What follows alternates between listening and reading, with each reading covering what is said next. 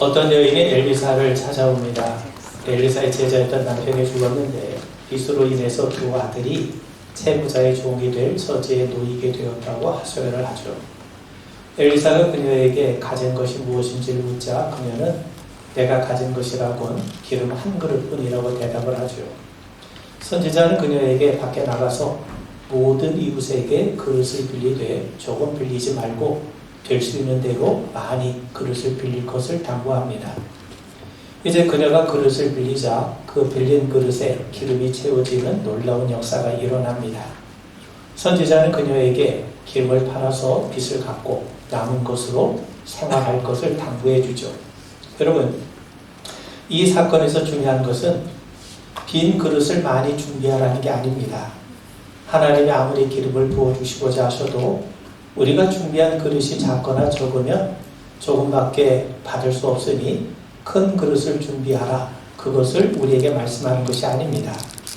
여러분, 여기서 강조점은요, 하나님이에요. 빈 그릇을 많이 준비한 여인의 행동을 강조하는 것이 아니라 집안에 기름 한 그릇밖에 없을지라도 하나님이 함께 하시면 된다. 하나님께서 함께 하시면 얼마든지 우리는 염려, 걱정, 근심에 사로잡히지 않을 수 있음을 우리에게 말해주는 겁니다. 하나님을 신뢰하는 가운데 우리가 걱정하고 염려하는 대신 주님을 의지하는 가운데 자유와 평안을 누리라고 하는 거죠. 자, 여러분, 오늘 우리는 기도에 대한 말씀을 함께 나눕니다. 성경에는 기도에 대한 이야기가 참 많이 나오죠. 성경에서 기도를 빼면 남는 것이 별로 없을 정도로 기도에 대한 내용이 참 무수히 많이 나옵니다. 그런데 여기에는 반드시 전제가 있어요. 하나님께서 우리의 기도를 들으신다는 겁니다. 하나님께서 우리의 기도를 들어주지 않으신다면 우리가 못하러 하나님 앞에 기도할 수 있겠습니까? 군대 간 아들이 부모에게 편지를 써요. 그런데 아들이 군대 간 사이에 부모가 이사를 갑니다. 이사 간 주소도 알려주지 않아요.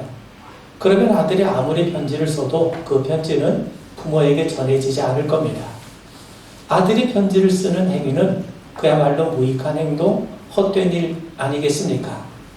아무에게도 전해지지 않을 편지를 자기 만족을 쓰는 사람이 어디 있겠습니까? 만약 아들이 그 사실을 안다면 편지 쓰는 일을 중단할 겁니다. 받는 사람이 있어야 편지도 보낸 것 아니겠습니까? 기도하는 것도 마찬가지입니다. 우리가 아무리 열심히 기도해도 하나님께서 우리의 기도를 들어주시지 않는다면 기도할 이유가 어디 있겠습니까? 우리는 하나님께서 우리의 기도를 들어주심을 알고 믿기 때문에 하나님 앞에 기도하는 것 아니겠습니까? 그러므로 기도에서 가장 중요한 것은 내가 기도하는 것 중요하지만 더 중요한 것은 하나님께서 우리의 기도를 들으신다는 사실입니다. 기도에서도 강조점은 하나님이에요. 하나님께서 듣지 않으시는데 기도할 이유가 어디 있겠습니까? 하나님이 듣지도 않으시는데 기도한다면 기도하는 사람이야말로 가장 어리석은 자가 되고 말 겁니다. 근데 성경은 우리에게 분명히 말씀하세요. 하나님께서 우리의 기도를 들으신다는 겁니다. 예레미야 33장 3절을 보면 너는 내게 부르짖으라 내가 내게 응답하겠고 네가 알지 못하는 크고 은밀한 일을 네게 보이리라 분명히 말씀합니다. 자, 그렇다면 우리가 왜 기도해야 됩니까? 예수님이 제자들을 선택하신 이유가 있어요. 마가복음 3장 14절 이하를 보시면 이에 12를 세우셨으니 이는 자기와 함께 있게 하시고 또 보내서 전도도 하며 귀신을 내쫓는 권능도 가지게 하려 하심이로라. 예수님은 나가서 전도하게 하기 위해서 제자를 선택하셨는데 그 전도하는 것보다 더 우선적인 게 뭐냐? 자기와 함께 있게 하시기 위함입니다. 예수님은 자기와 함께 있게 하기 위해서 예수님과 더불어 깊은 사귐과 교제를 나누게 하기 위해서 제자들을 선택하셨다는 거죠. 하나님께서 우리를 하나님의 형상으로 창조하셨어요. 여러분, 성부, 성자, 성령 삼위일체 하나님께서 깊은 사랑을 나누시고 깊은 교제와 사귐을 나누세요.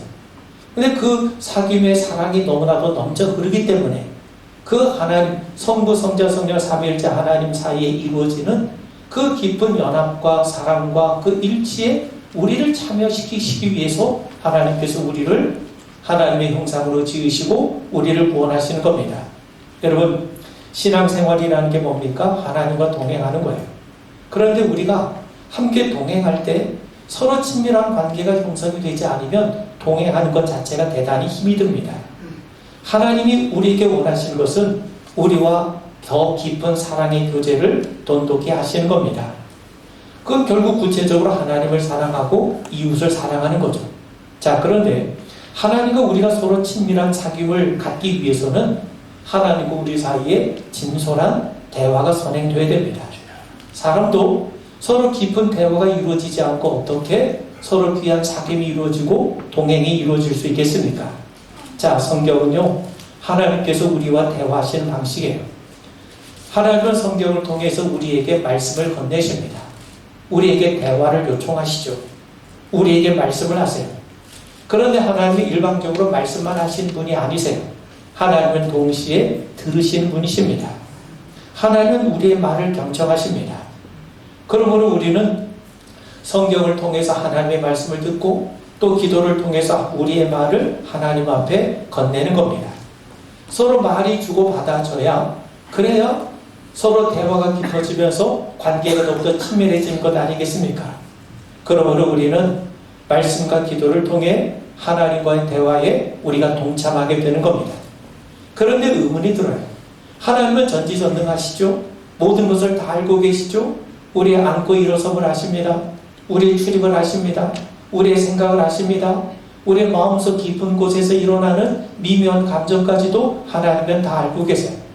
뿐만 아니라 하나님은 우리의 아버지가 되시고 우리에게 있어야 할 것을 다 알고 계시지 않습니까? 그런데 왜 기도하게 하십니까?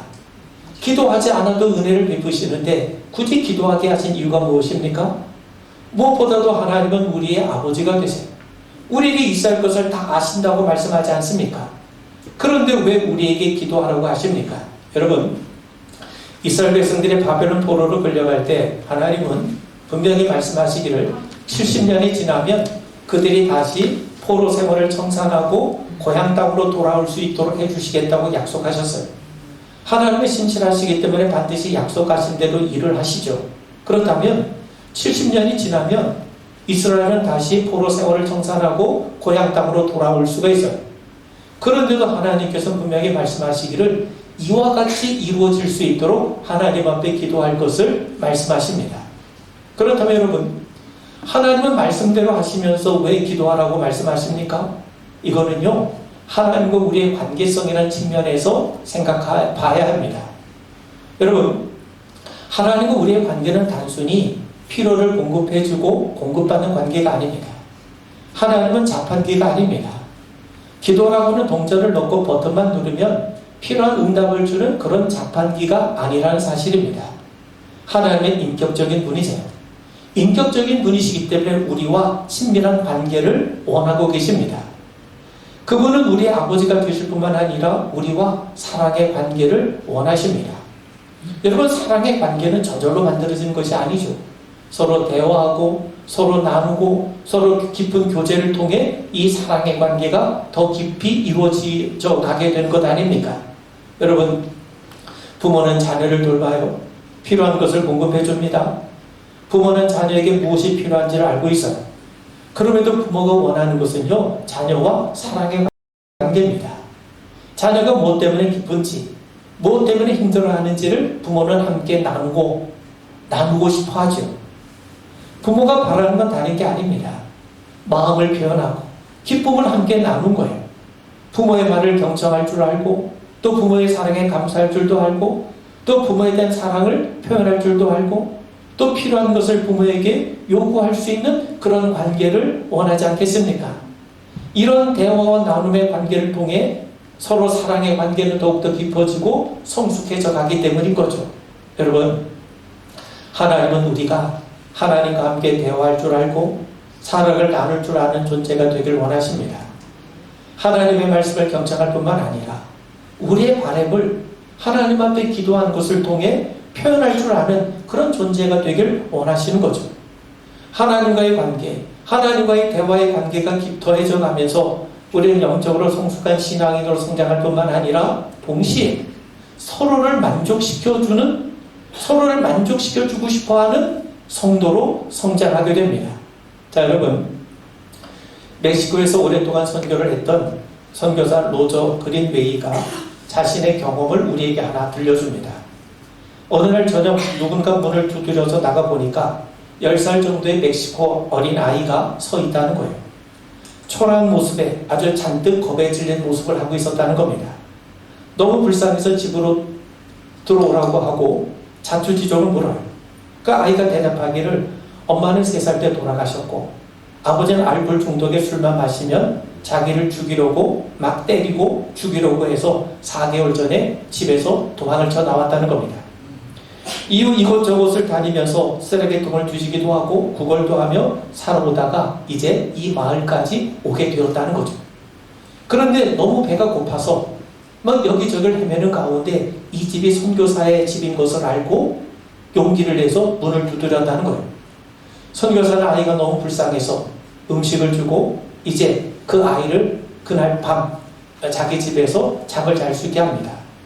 그리고 가족들과 상의해서 합법적인 절차를 거쳐서 이 아이를 자기의 자녀로 입양하기로 결정을 해요.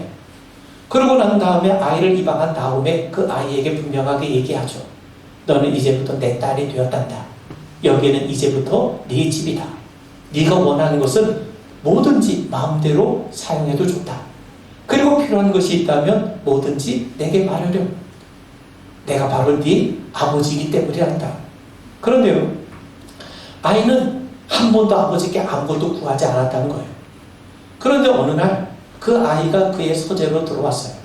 그러면서 왜 무슨 일로 나에게 찾아왔니? 그러자 그 아이가 처음으로 떨리는 목소리로 아빠, 저에게 신발이 필요해요. 신발이 필요하다는 것을 요청하게 되었다는 거예요. 그런데 그 말을 듣고 선교사는 돌아앉아서 한참을 울었다는 겁니다. 아이가 필요한 것을 구해서가 아니라 자기가 필요한 것을 구하기 위해서 자신을 아빠로 인정하고 아빠에게 찾아와서 요청했기 때문에 그것이 너무나도 감격스러워서 눈물을 흘렸다는 거죠. 여러분, 왜 우리가 기도합니까? 하나님께 단지 도움을 요청하기 위해서만이 아닙니다. 우리를 눈동자같이 살피시고 보호하시는 하나님의 아버지 되심을 경험하게 하기 위해서 우리로 하여금 하나님께서 기도하게 하시는 겁니다. 여러분, 예수는 분명하게 말씀하시죠. 마태복음 7장 11절에 보면 너희가 악한 자라도 좋은 것으로 자식에게 줄 줄 알거든 하물며 하늘에 계신 너희 아버지께서 구하는 자에게 좋은 것으로 주시지 않겠느냐? 여러분, 하늘에 계신 너희 아버지라는 거예요. 하늘에 계신 너희 아버지께서 구하는 자에게 좋은 것을 주시지 않겠느냐? 여러분, 구하는 사람이 자기가 원하는 것을 얻는다는 것이 아니라 구하는 사람이 내가 요청하는 분과 관계를 경험하게 된다는 거예요. 무슨 말이냐면 기도라고 하는 것은요, 단지 우리가 원하는 것, 우리가 좋아하는 것을 얻는 차원을 뛰어넘어서 그 모든 것을 허락하시는 참 좋으신 하나님, 살아계신 하나님을 아버지로 경험하게 된다는 거죠. 자, 여러분, 예수님은 누가복음 11장 13절에서 이렇게 말씀하세요. 너희가 악할지라도 좋은 것을 자식에게 줄 줄 알거든 하물며 너희 하늘 아버지께서 구하는 자에게 성령을 주시지 않겠느냐. 좋은 것이 뭡니까? 성령을 주신다는 거예요. 그런데 여러분, 하나님이 우리에게 성령을 주시는데 성령이 오셔서 하신 일이 뭐냐? 성령이 하신 가장 중요한 일이 뭐냐면 우리가 하나님을 아버지라고 부를 수 있게 하신다는 거예요. 성령이 우리 가운데 임하지 않으면 어느 누구도 하나님을 아버지라고 부를 수 없고 아버지로 인정할 수가 없어요. 그런데 하나님께서 뭘 주신다는 겁니까? 성령을 주시는 거예요.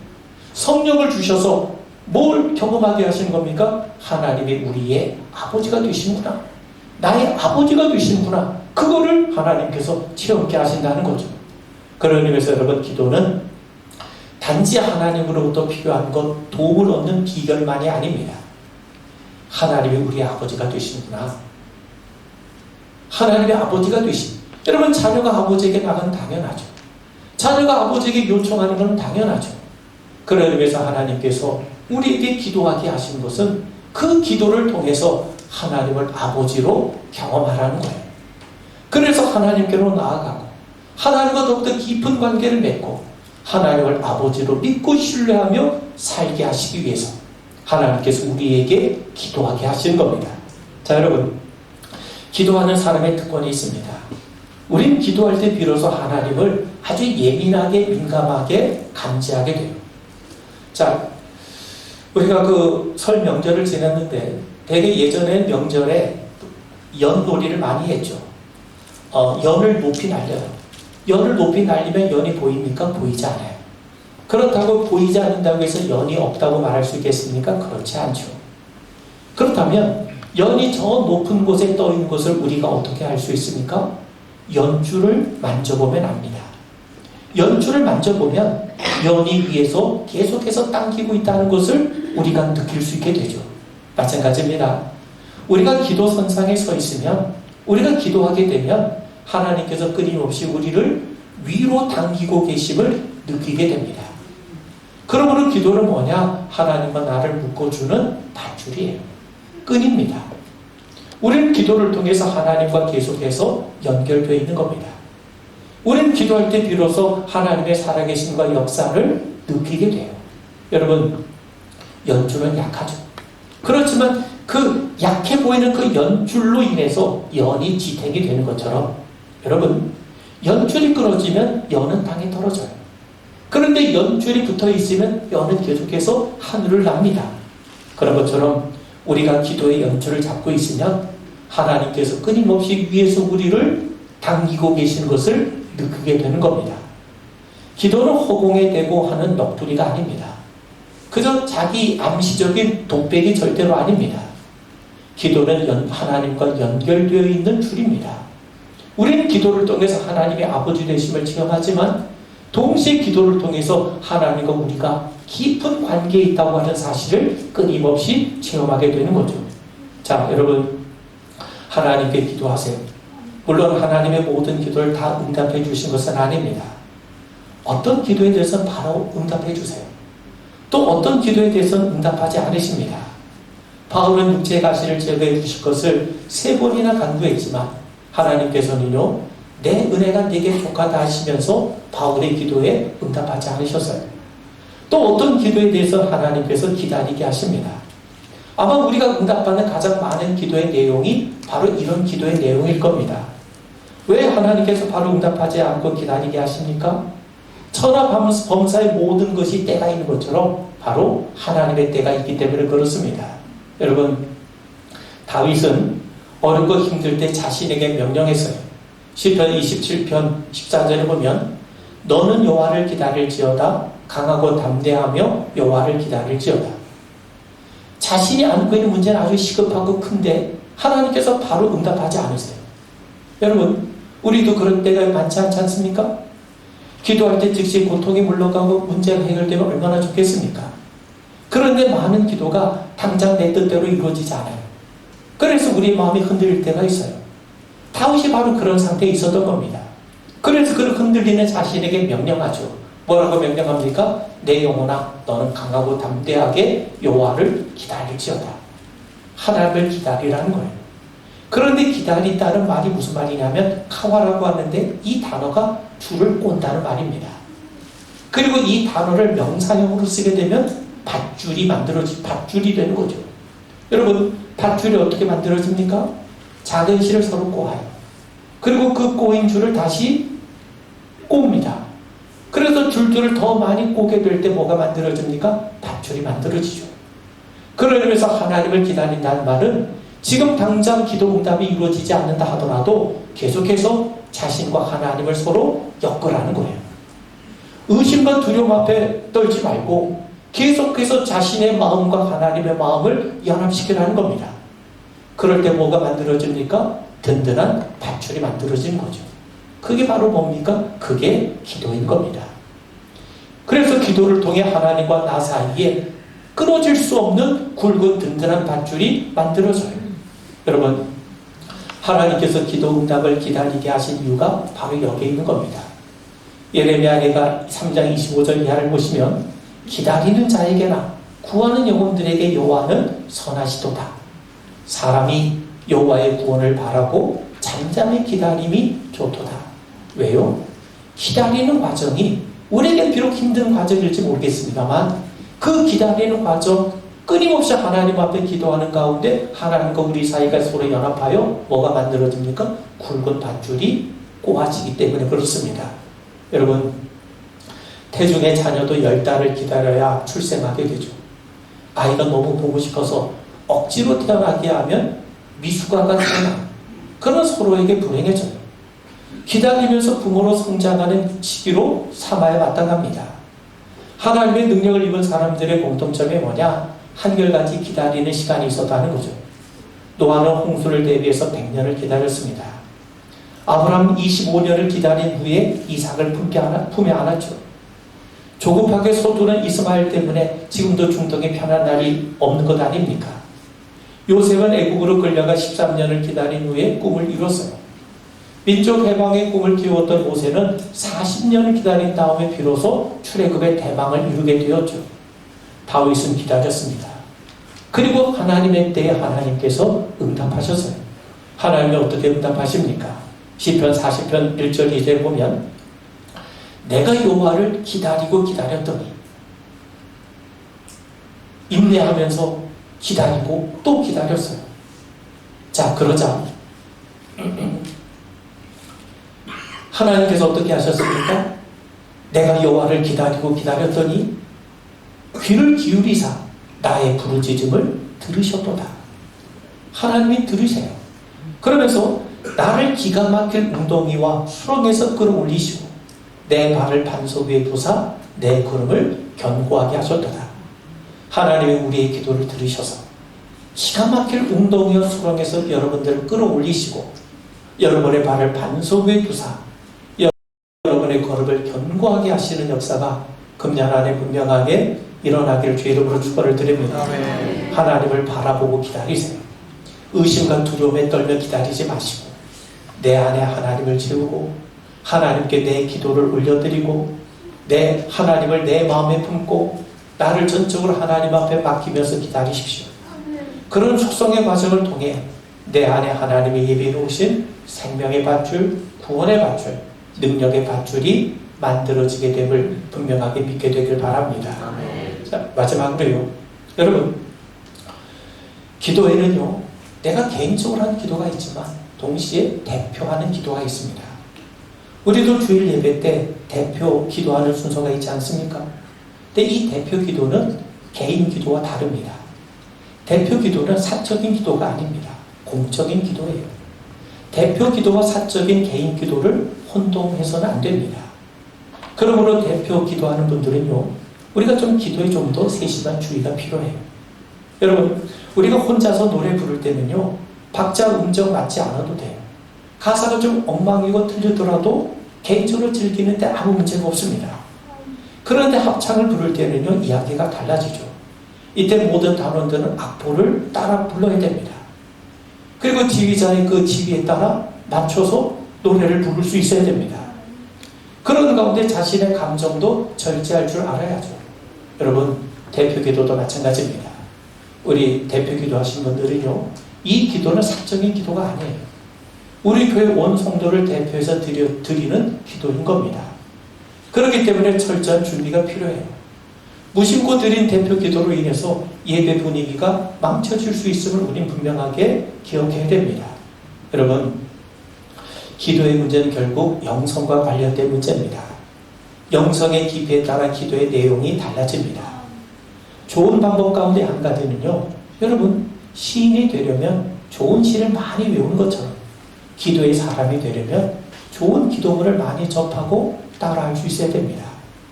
무엇보다도 서툴러도 꾸준히 기도하는 연습이 우리에게 필요하죠. 자, 우리가 대표 기도할 때 유념해야 될 부분들이 많이 있지만 먼저 기도의 내용에 대한 얘기를 좀 간단하게 말씀을 드리고 마치겠습니다. 우리의 기도에는요, 이거는 개인 기도는 얼마든지 자유롭게 할 수 있어요. 그런 대표 기도하는 자리는요, 내 개인 기도 드리는 게 아닙니다. 우리의 기도엔 5가지가 들어가야 됩니다. 첫째는요, 찬양이 들어가야 돼요. 하나님의 속성에 대해서 인정하고 기도를 시작하십시오. 먼저 하나님의 권능, 하나님의 성품, 하나님의 사랑과 은혜를 우리가 입으로 시인하며 기도하는 겁니다. 거룩하신 하나님, 생명의 근원이신 하나님, 영광을 받으시게 합당하신 하나님, 세상을 창조하신 하나님, 세상의 주인 되신 하나님, 우리의 기도를 들으신 하나님이 어떤 분이신가에 대한 고백이 먼저 나와야 돼요. 그것이 바로 찬양의 형태로 드려져야 됩니다. 그러고 난 다음에 하나님에 대한 고백, 찬양이 되어지고 난 다음에는요, 두 번째로 하나님이 우리를 위해 행하신 일들에 대한 감사의 내용이 나와야 됩니다. 이를테면 구원해 주신 은혜에 대한 감사, 우리를 자녀 삼으신 은혜에 대한 감사, 온갖 삶의 위험에서 보호해 주신 은혜에 대한 감사, 때맞게 필요한 것을 공급해 주신 은혜, 가정이나 직장을 주신 은혜, 또 공동체를 허락해 주신 은혜에 대한 감사한 내용들이 우리 기도의 내용 속에 담겨져 있어야죠. 여러분, 기도에 감사한 내용들이 넘쳐날 때 우리는 하나님을 신뢰하게 되면서 더욱더 신앙 성장에 유익을 얻게 됩니다. 그리고 세 번째는요, 회개입니다. 하나님이 베푸신 은혜에 감사하면 동시에 우리가 하나님 앞에 경건하게 살지 못한 부분에 대해 회개하는 마음이 드는 것이 당연합니다. 우리가 경건하게 살지 못한 부분, 우리가 의심과 불신에 사로잡혔던 부분, 우리가 보지 말아야 될 걸 보고 듣지 말아야 될 것을 듣고 가지 말아야 될 곳에 가고 하지 말아야 될 것을 행하는 것을 자백하지 않을 수가 없는 거죠. 하나님 말씀대로 살지 못한 부분, 하나님 앞에 나태하고 게을렀던 부분, 하나님의 백성으로서 위선적인 부분에 대해서 우리는 회개할 수 있어야 됩니다. 그리고 좀 더 구체적으로, 여러분, 내가 돈을 사용한 소비에 대해서 회개해 본 적이 있습니까? 가정생활에 대해서, 교회 생활에 대해서 회개해 본 적이 있습니까? 더 나아가 우리가 예수를 드러내지 못하고 복음을 전하지 못한 부분에 대해서 회개해 본 적이 있습니까? 자, 그러고 난 다음에 우리는 중보기도 해야 됩니다. 찬양과 감사와 회개의 기도가 내용이 들어가고 난 다음에는요, 우리가 중보해야죠. 아직 믿음을 갖지 못한 형제 자매를 위해서, 살아가는 가족과 자녀들을 위해서 중보기도해야 됩니다. 교회를 위해서, 나라와 민족을 위해서, 목사를 위해서, 또 이 세상의 지도자들을 위해서, 고통받는 이웃을 위해서, 병들고 가난한 자들을 위해서, 북한 형제들을 위해서, 뿐만 아니라 신앙의 자유를 갈망하는 형제들을 위해서, 어려운 선교지에서 불편과 위험을 무릅쓰고 전도하는 선교사들을 위해서 우리는 중보할 수 있어야 됩니다. 사실 우리가 기도하다 보면 우리 기도 가운데 중보하는 기도가 제일 길어질 수밖에 없는 거죠. 그리고 마지막으로요, 우리 식판 문제를 하나님 앞에 간구하십시오. 우리 자신뿐만 아니라 우리 함께 예배 공동체에 함께 참여한 우리 성도들의 건강과 또 우리 젊은 자녀들의 학업과 우리 자녀들의 직업과 또 우리의 봉사와 또 우리의 장래를 위해서 기도할 수 있어야 됩니다. 우리가 개인적으로 도움이 필요한 것을 간구해야죠. 병든 분들은 완쾌를 위해서, 경제적 도움이 필요하면 하나님의 응급을 위해서, 믿음의 성장과 사역의 열매를 위해서 우리는 기도할 수 있어야 됩니다. 그리고 마지막으로 우리는 반드시 예수의 이름으로 기도하셔야 됩니다. 왜 우리가 예수님의 이름으로 기도해야 됩니까? 예수를 통해서만이 이 모든 것이 가능하다는 것을 우리는 인정하지 않을 수 없기 때문에 하나님은 독생자 예수의 이름을 의지하는 자의 기도를 들으십니다. 다윗은 우리에게 말씀하기를 환난 날에 나를 부르라 내가 너를 건지리니 하나님의 말씀을 우리에게 들려줍니다. 선지자 이사야는 너희 여호와로 기억하시게 하는 자들아 너희는 쉬지 말며 또 그로 쉬지 못하시게 하라. 우리가 열심히 기도한 거는요, 하나님을 쉬시지 못하고 끊임없이 우리를 위해서 일하도록 하신다는 겁니다. 오늘 본문에 보시면 여호와의 눈은 온 땅을 두루 감찰하사 전심으로 자기에게 향하는 자들을 위하여 능력을 베푸신다고 말씀하지 않습니까? 하나님은 지금도 내 능력을 누구에게 허락할까? 지금도 하나님 앞에 간구하고 부르짖는 자를 찾고 계시다는 거죠. 여러분, 바르너라는 사람이 말을 하기를 옷을 만드는 일은 재단사의 일이고 구두를 수선하는 일은 구두장의 일, 그러나 기도하는 일은 그리스도인의 일이라고 우리에게 분명하게 말씀합니다. 우리 금년 안에 기도하는 가운데 하나님과 우리 사이 관계가 깊어지고 하나님을 아버지로 경험하게 되는 그런 귀한 은총의 역사가 더욱더 풍성하게 임하게 되기를 주의 이름으로 축원을 드립니다. 아멘. 우리